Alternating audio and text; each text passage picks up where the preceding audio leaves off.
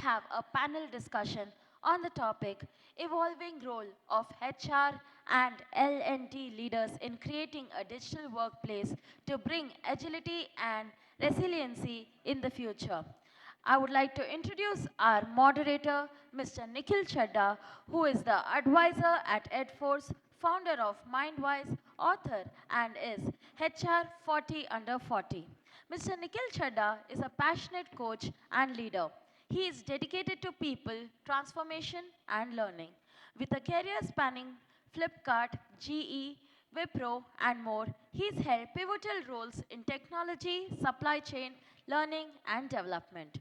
With over 2 decades of industry experience, he has led award-winning global L&D programs engaging in CXOs in sectors like e-commerce, healthcare, BFSI, and IT and telecom.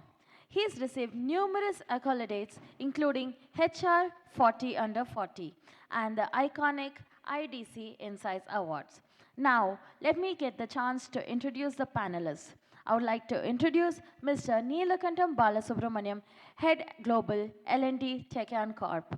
Mr. Yogesh Bari, Vice President, Capability Development, Firstsource Solutions Limited.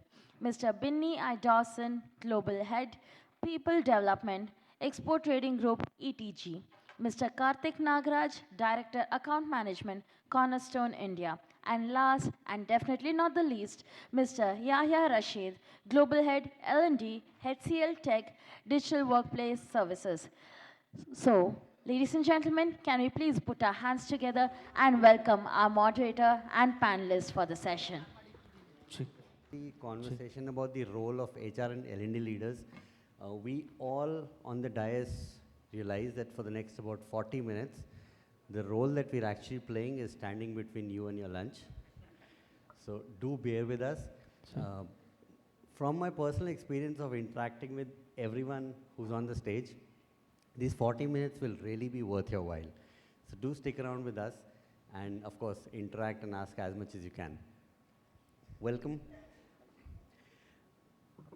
Before we came on stage, I was hearing a lot of the speakers and also reflecting on the topic that we have. What struck me was that often these terms of digital transformation, agile, they tend to get associated with business and technology a lot more. But what was really standing out for me is that all the people here, the HR and the L&D leaders, are really laying the foundations and creating the environment in which all of this can come alive. So with that context, I would start off with the first question. And the first salvo is going to be Binny. That's okay with you. How are leaders in HR and L&D really adapting to help organizations embrace this transformation where these three elements of digital, agile, resilience come alive? Yeah, this is probably the most important question to start with. I like what Vikas said in the morning. I guess all of you remember, he spoke about bottlenecks. And do you recall who he called as the biggest bottleneck? Top management, and he also spoke about another deterrent to all of this, the L&D folks ourselves. So what I see is, it starts with L&D. A lot of L&D guys are not ready for all the changes that are coming up. For example, in my own team, we had to face different issues. I have people who have 20 plus years of experience, and sometimes we go through what is called as the sunken cost effect, right? Where we feel like we've invested so much time in the old ways and we don't want to change. So that's one thing that we have to address. And the second thing is also like the Frankenstein effect, where AI seems to be taking over our jobs. So there's this fear of AI, fear of new technologies and things like that. So the first thing that we have to do is start with our own teams. We have to start empowering our teams. And I see all of us are here for the same reason. How are we doing it? We are upskilling ourselves, and we have this fear of missing out, and we want to catch up very quickly. So change management is extremely important, starting with our own teams, and also with other leaders in the organization, identifying different pockets of the organization where change management is important. I have one last question before I pass it on. How many of you know the story of Prometheus? The story of Prometheus, I see a few hands. And if you remember in Greek mythology, Prometheus steals fire. And fire from whom? Fire from the gods. And what was fire back then? It was knowledge. So earlier, knowledge used to be with a few people, few organizations, and it was with pedigree. I liked what my table mate said from Volvo. He spoke about how L&D guys are now sharing more and more knowledge. We are in a world where the fire has been stolen again from the gods. It's not exclusive to few organizations. It's not exclusive to people who have pedigree. It is now available to everybody, which means we have to catch up. We have to ensure that there are good change management practices in the organization, and there is no silver bullet. We have to address it case-to-case basis. Thank you. And if I would just summarize what I took away as a big essence, that change, that mindset shift starts with all of us over here. Thanks. I also recall, I'm going back to pre-COVID till now, there was this huge surge of personalized experiences which technology was bringing and making a lot of experiential learning come alive. So my next question picks off and says, and that's to you, Yogesh, that how do we deliver personalized and adaptive learning experiences now with all of these tools available to us? So personalized adaptive learning is so important these days because the first thing is, as some of the speakers already said, you cannot just ask everybody to do everything because everybody will have specific needs. And I'm fortunate to see that there are some platforms available in the market today, and I encourage you to explore those. Where some people, for example, in our company, we piloted that, and it's a very successful thing. They take the assessment, suppose there is a domain training program, they take the assessment, and after the assessment, they're immediately told what are the learning pathways for those people. So there are 10 people, each of those 10 people, based on how they perform, they can get the learning pathways. And they take those, complete those learning pathways. Again, they are given those specific assessments. And again, the pathways are given. And this is repeated in the platform until the person reaches the mastery level. We can set it as 90%, 100%. And the person gets certified just to encourage the person. Because we in L&D know that feedback and all this recognition matters. But this is the way to go about it. And that gives immense satisfaction to people. Because, for example, there is a batch of 30 people. It's impossible for any trainer or coach to pick up individuals' misconceptions where the person is going wrong. And sometimes there are some very sensitive areas where misconceptions can really be dangerous in some way for the customer or the organization. So this actually picks up those areas and ensures that the person has learned it. And when the learning pathways are created, adding to the new digital platforms that we have or technology we have, we can have specific pathways using micro-learning or nano-learning or learning games. So they have to ensure that they complete this, they are also engaged in the process. What we also done sometimes is created the bundled pathways for people. It could be generic, or there are options built. So I know that if I'm in this domain, or if I'm a new joiner in this domain, apart from the classroom training, the whole blended learning experience will involve all those things which will be learning games, or e-learning courses, micro-learning, nano-learning, and including this PAL, personalized adaptive learning. Isn't it fascinating that, while we do whatever you just heard, it automatically takes care of the fact this is such an inclusive way to bring in learning and also takes care of so much of neurodivergence for people on what really works for them. And to that context, as I hear this, I think the TNI is taking a whole different shape. And yeah, if you'd like to weigh in on the idea that to create an adaptable workplace, how are we now really assessing workplace skill gap rather than a training needs gap? Yeah, so with regards to the whole dynamic of L&D is changing, right, with the power of compute really going up, right? With the quantum computing coming up and with new technologies coming up, at least from the IT space I can talk about, we need to have, an L&D leader needs to have a strategic alignment in terms of what kind of technologies that are going to come in, because for us, once we sign a deal, we have to ensure that the demand planning has to be on top, right? If we miss out on the demand planning, there's a revenue leakage, and that can be really impactful. And so I call it, we are the greatest enablers of human supply chain to enabling a lot of these. So with regards to this, right, one is the strategic alignment and second is the business acumen. I can quote an example when COVID hit, right, and then we figured out, what's going to happen, right? Everybody went to work from home and a lot of businesses were like really thinking whether to invest and so on.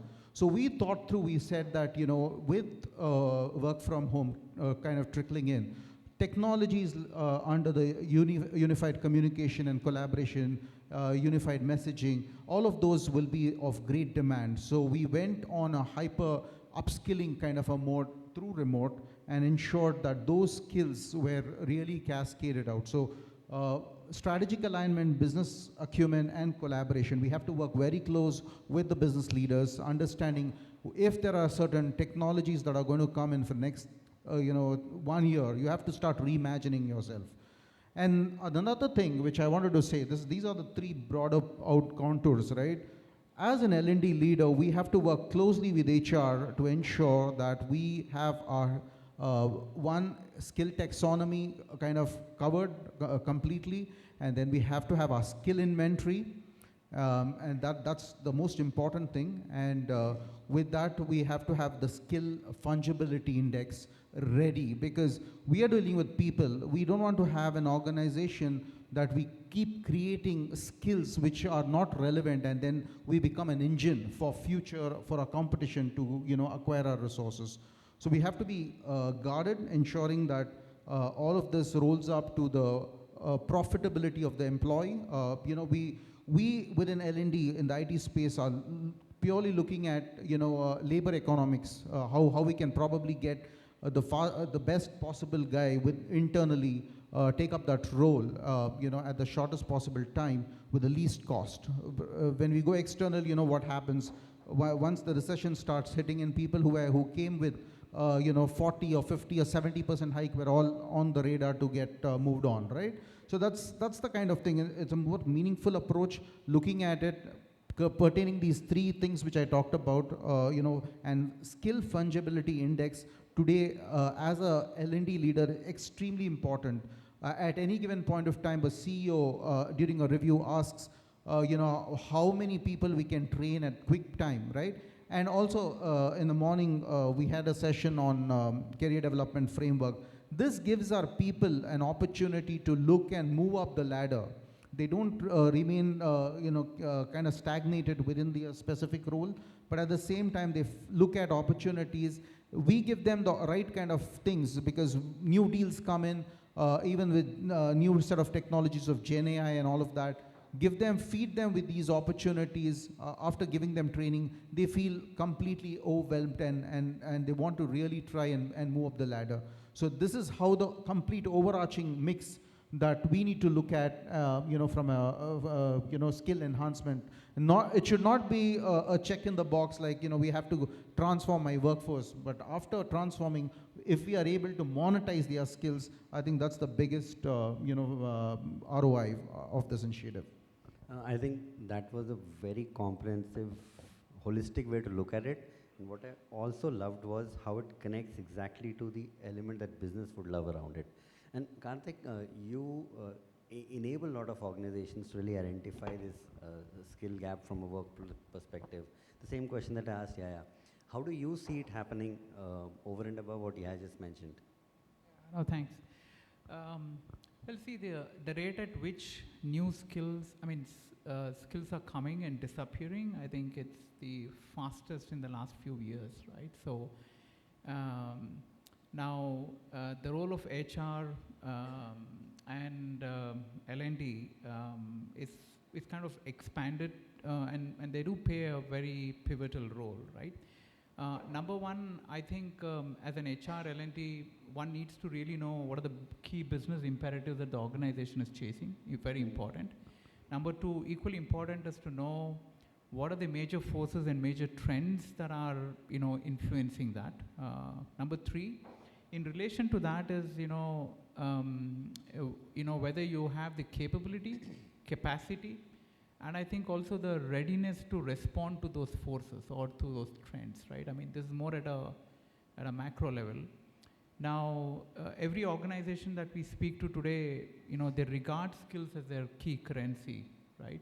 So it's important from a HR perspective to really know what skills we have and whether they're in abundance and where are they sitting, and for the skills where we don't have enough supply, whether I'm going to do a build versus buy, right? Now, I think downstream, there are three important aspects, according to me. One is, we need to have the right set of tools that we can use. Number two is, HR and L&D being a change catalyst. I think, our fellow panelists already spoke about it. And third, I think, which is very important, is also, playing a very key role in policy making, right? Now, if each of these three come together, I think we could see some major changes happening. Otherwise, changes could be very incremental and that could, in a way, curtail the speed. So I'm hearing that instead of taking a very piecemeal approach, if we take all of these three together as a overall system feeding into each other, the rate at which we can help organizations and workforce transform becomes lots more useful in that sense. Yeah, absolutely. I think Yahya spoke about it, right? You said you train them and then somebody else take away your people. That's not good for business. So equally important as HR people is to see if we can give them enough opportunities to make those transitions internally. I think the other fellow panelists in the earlier chat were talking about this. So that's equally important. So just creating opportunities for learning is just half the job done. You need to make sure that the skills gets used and in the right way, and then it helps the business. Thanks. And Neil, to again close the loop on that, L&D helps create that skill and that talent, and then HR is the one which is holding a lot of the processes and systems, including the measurement one which comes into play. Now, how can they come together to create a very useful feedback mechanism that really creates talent super efficiently for business?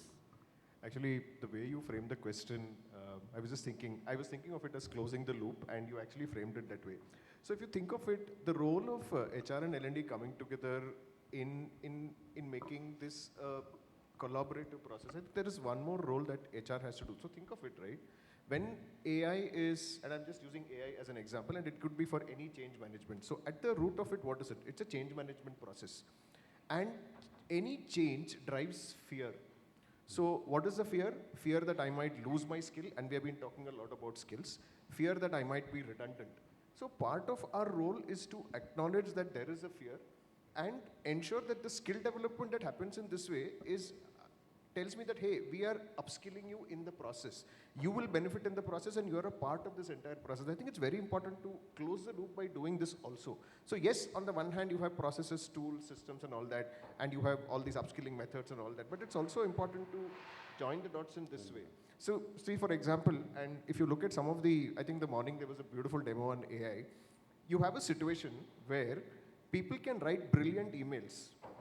But to have a basic conversation, we still need to develop and have that human intelligence. AI is not going to replace that part. Correct. So how do we, as HR and L&D, ensure that this loop is closed? Hey, while on the one hand you can write really good emails, make great presentations, what are we doing about the human connect? And that's a skill as well, right? So it's very important to join the dots here with the elephant in the room, which is the fear.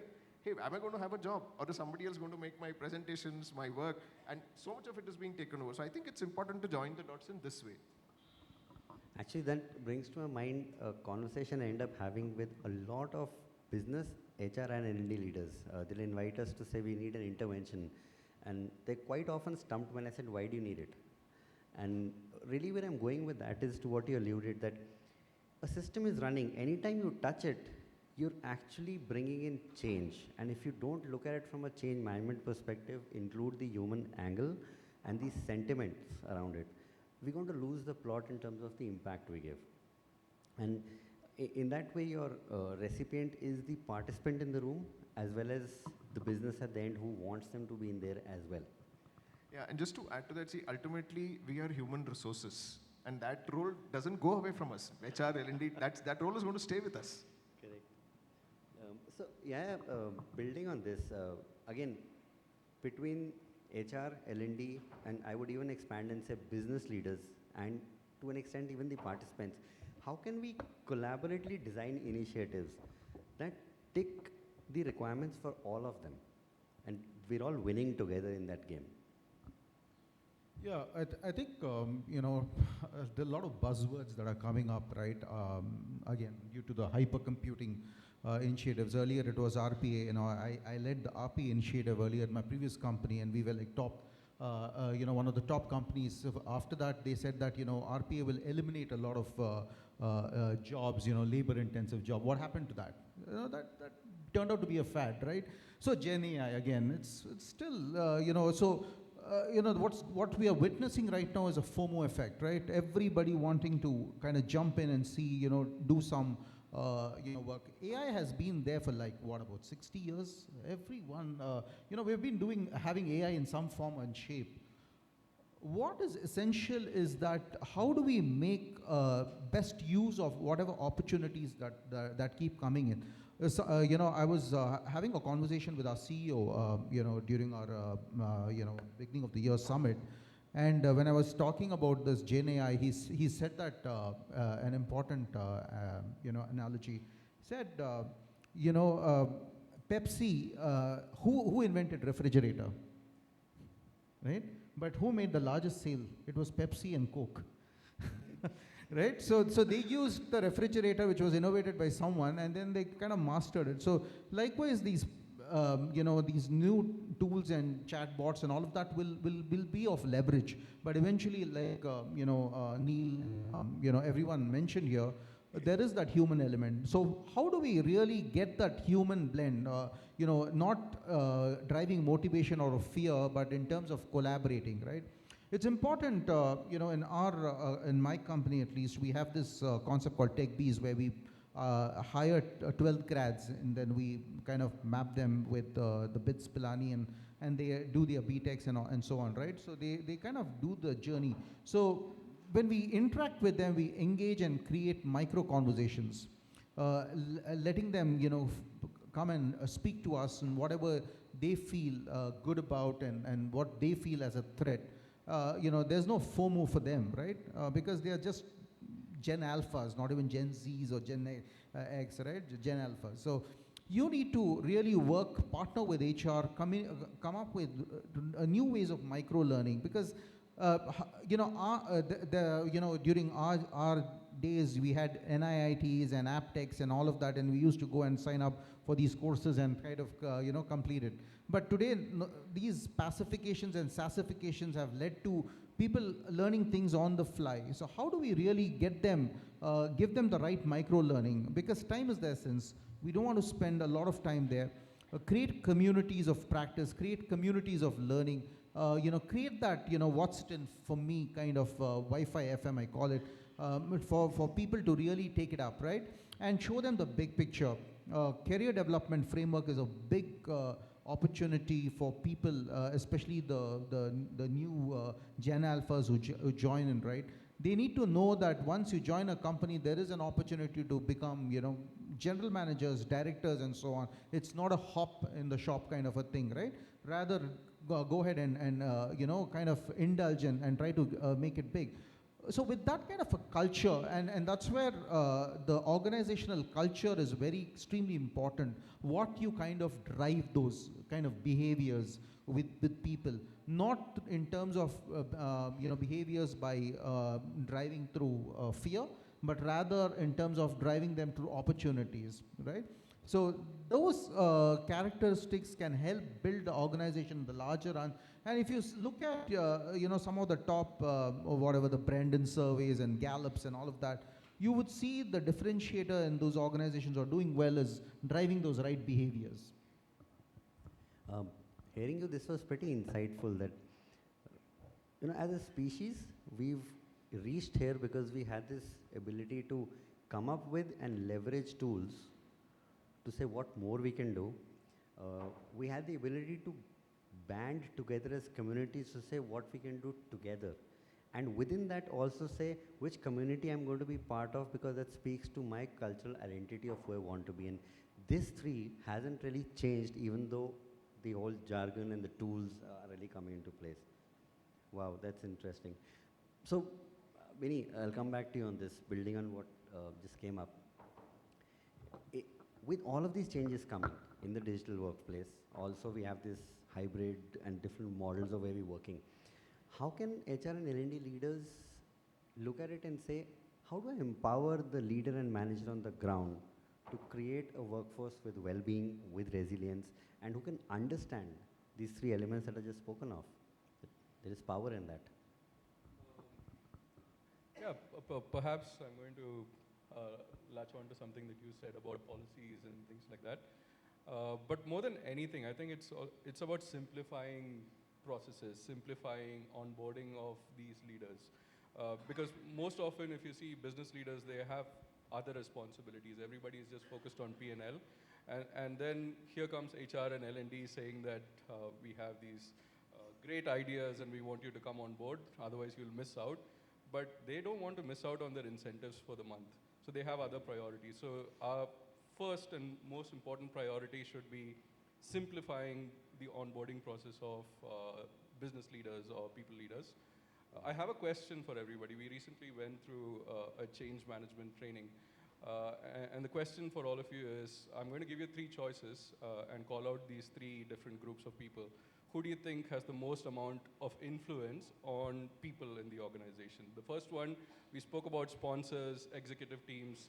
Would they have the most amount of influence on people in the organization? The second one is HR having the most amount of influence. And the third one is the people leaders. So when I say HR, can you please put up your hands? How many of you feel that HR has the most amount of influence on people in the organization, HR and L&D? Okay, just a few hands. And how about the CEO and the executive teams? They have the most amount of influence. And lastly, people managers.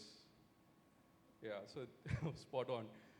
In this survey done by ProSci as well, they found out that people leaders have the most amount of influence on people in the organization. So if we don't make their life easy and get them to onboard onto our systems and processes, nothing's going to change. HR can talk, L&D can talk, CEOs can talk. Corporate communication has the lowest amount of influence, and they send the most amount of emails, right?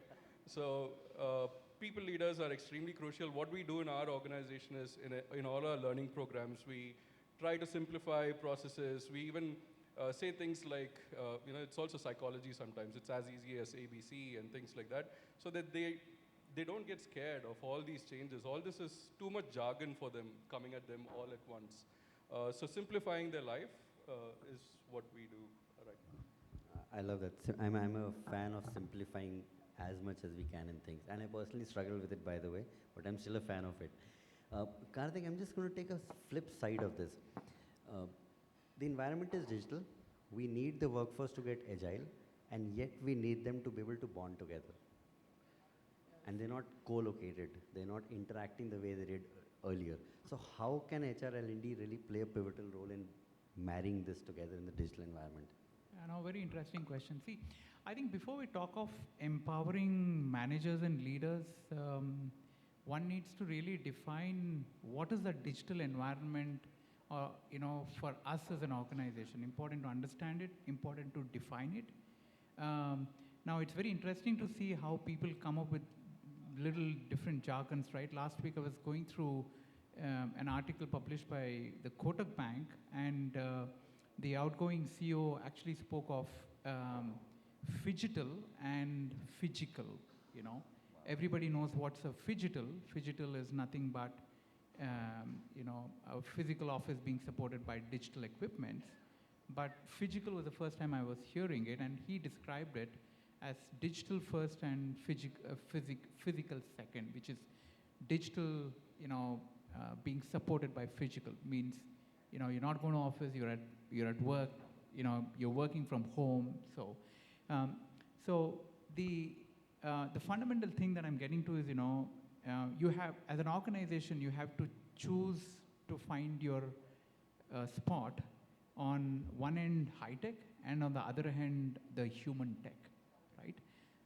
only when you know which quadrant you are or where you actually, which one you're closer to, you will start picking up your spots. That's number one. Number two, see, if I'm a manager, if I'm a leader, I don't care about all of this. Like Benny was pointing out, I think there are three things. Number one, actionable insights. Can you give me insights that in a way will prompt me to take actions? And can you make those actions easier and in the flow so it doesn't take too much of efforts from my side? And that's to say simplification. And if you don't do either of these two, then trust me, all of us sitting here will be thinking it to be like a great opportunity, but from a leader manager perspective, he will look at it as an intrusion. And this whole idea of simplifying is actually so simple. And when I have faced this in organizations and they're trying to say which way do we go, what I've found that a blend is going to exist.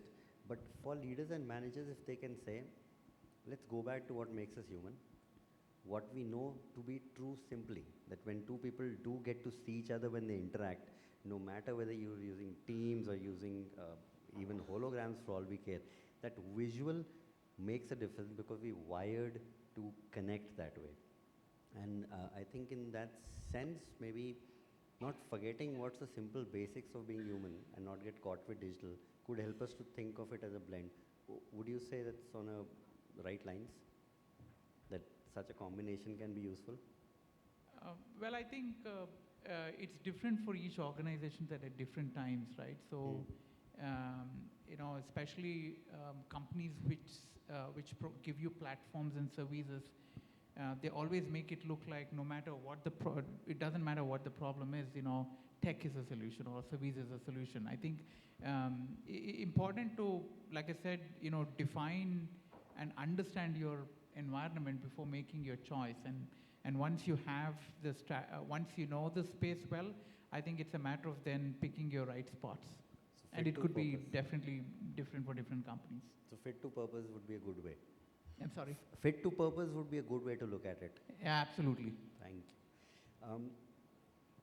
Going ahead with this, using digital and digital-enabled technologies to manage and measure employee performance has been part of conversation. But this idea of organizational resilience has come up a lot more to the fore lately. So, Yogesh, what would be your idea in terms of how can we use digital technologies to get a peek into organizational resilience? Where are we? How are we performing together? See, all of the speakers here, and you all know with your experience that digitalization is not an easy thing, right? We know the power of it, we know the benefits, but it's not that easy. And we looked at the change management, challenges, learning that it takes, the investment. So we should acknowledge all this, and there is a lot of investment that has to go into it. And with that investment in mind, from some of the leaders that I worked with, the question is, what is the ROI? And that's a very important thing, because if there is ROI for each individual, like what's in it for me, that's also an ROI for an individual. Correct. Is my work getting simplified? Am I learning something new, or am I just doing Excel again and again? Now with the ChatGPT or other tools, we can simplify that. As you said, simplification is important, but with simplification, now what am I learning new? That also is coming through technology. Now what I'm going to do next? So here are the kinds of things we encourage people to think about, how you're going to apply this, okay? And for each of the application that gets sponsored, there has to be a clear ROI. And the way we look at it is, okay, if we do this pilot, what kind of investment we are going to make, and what will be the ROI? And there is another thing I want to tell you. It's like partner in crime, we say, right? So partner in ROI.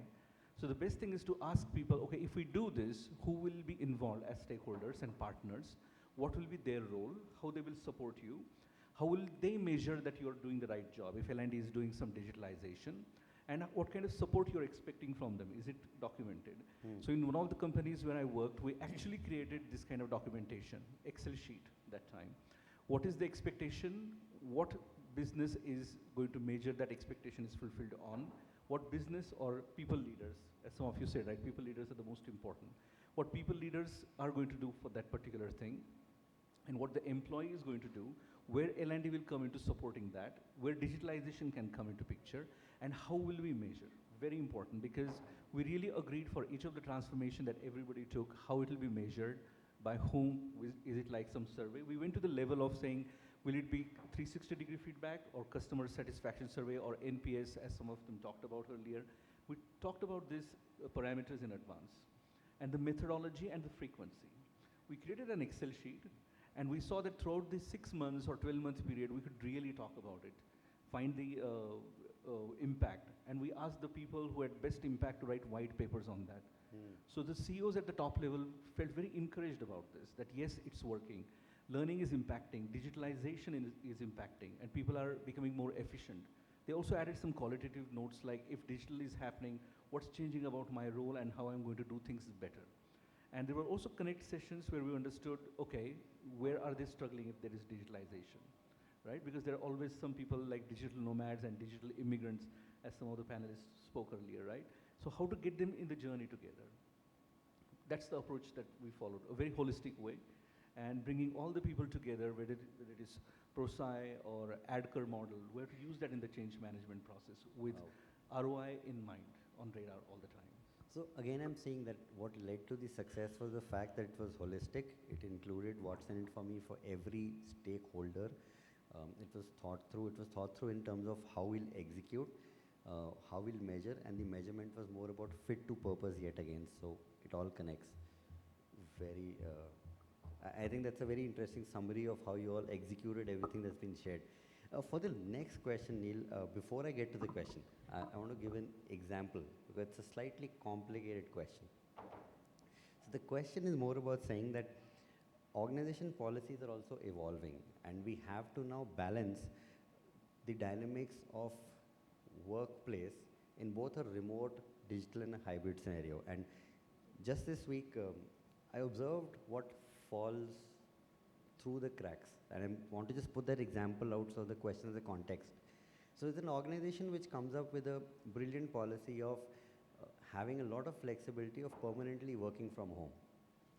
But the leadership also takes a call that for certain functions and the top leadership, it's important for us to be coming to work at least twice a week.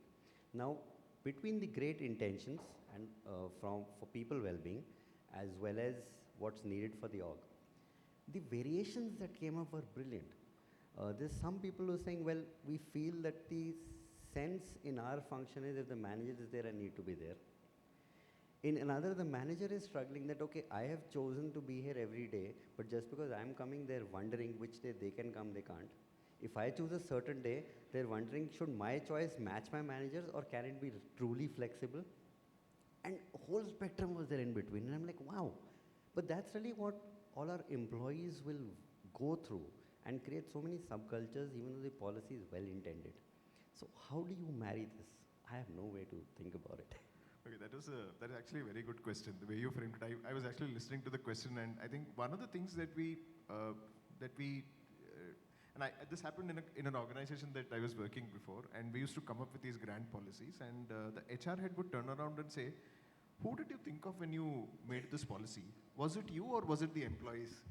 And a lot of times that answer would unfortunately be, well, that's actually my policy. So I think, okay, go back and just look at this from the employee's perspective and redesign it. And this holds true for a lot of policies, right?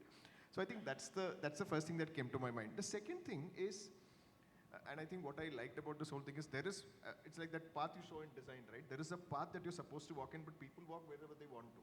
So how can you obviously your policy cannot be like that. So how do we get to a midpoint here? So part of it is simplicity, making it friendly. Of course, ROI has to be in focus. See, all of that is there. But I think as humans, what we like is having the power of choice. That I need to feel, even if it is an illusion of choice, I need to have the illusion. Which is where the moment you tell people, come 5 days a week is tough. But if you say 3 or 4, they are still okay, because I'm having some choice. So somewhere when we frame policies, it's important to not lose the human element and also ensure that the employee has the choice, that it's not imposed on me that I have to do it only this way and there is no other way. I think that's the way I would sum it up. I have heard of policies always being thought through from a very structural, regulatory, and implementation. First time I'm hearing it come from a psychological standpoint also. So very insightful. Thank you. Learning a lot. We do have about 3.5 minutes left, and though it's just short of lunch, but if you'd want to use this time, pick their minds on any questions you have. Now's your time. Now's your chance. After that, it'll be over lunch. Lunch will be an obvious choice, Nikhil. Okay. So if there's no particular question coming, Everybody has a question, what's there in lunch now? let's all curiously go and find out together. But if I was to just put it together, thanks for all the learnings. I think I'm taking away a few things in terms of the change dimension always being something I should be conscious about, involving everyone together holistically, making sure all the what's in it for me's are there, and not just look at the macro, but with technology you have now the option to solve for micro variations, understanding what people really need around it.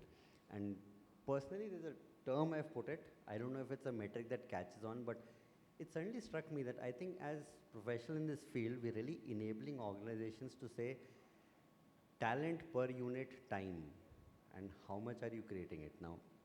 Need not be per minute, but I think to ask ourselves how much of talent per unit month are we creating could be an interesting way to focus where we take what we do. That's all we had to share. Thanks for all the insights. I'm going to carry my notes after this as well. Thanks, Nikhil. And Thank you to so all much, panelists. esteemed moderator and the delegates over here, the panelists. I would like to call upon Mr. John, CEO of XED, to do the honors by felicitating them.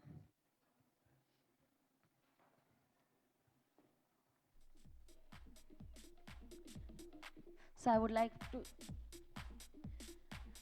Mr. John to felicitate our moderator, Mr. Nikhil Chadha, advisor, edForce. Followed by our panelists, Mr. Neelacantan Balasubramaniam, Head Global L&D Tekion Corp, Mr. Yogesh Bari, Capability Development, Firstsource Solutions Limited, Mr. Binny I. Dawson, Global Head, People Development, Export Trading Corp, ETG, Mr. Karthik Nagaraj, Director, Account Management, Cornerstone, India. And last and definitely not the least, Mr. Yahya Rasheed, Global Head, L&D, HCLTech, Digital Workplace Services. Ladies and gentlemen, can we all put our hands together for our moderator and the panelists on the dais?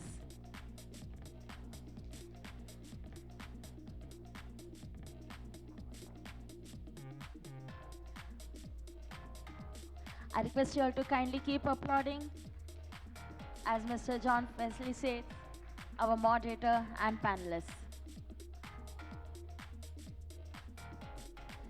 So, I hope until now you're enjoying this Learning and Development Conference and Awards 2023.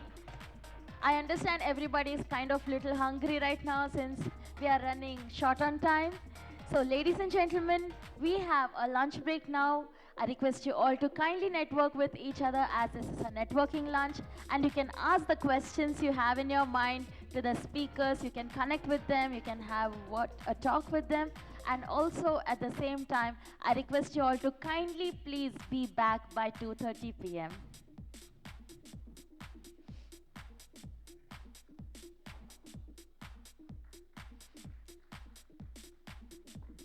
So, we have arranged a very delicious lunch in the pre-conference area. So just like our panelists were saying, let's all get curious and find out what's there in the lunch now, right after this.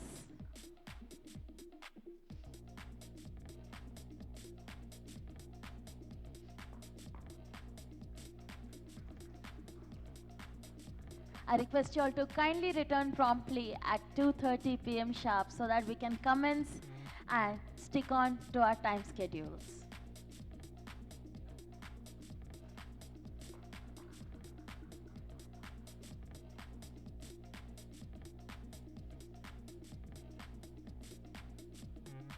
Thank you, Mr. John, for doing the honors.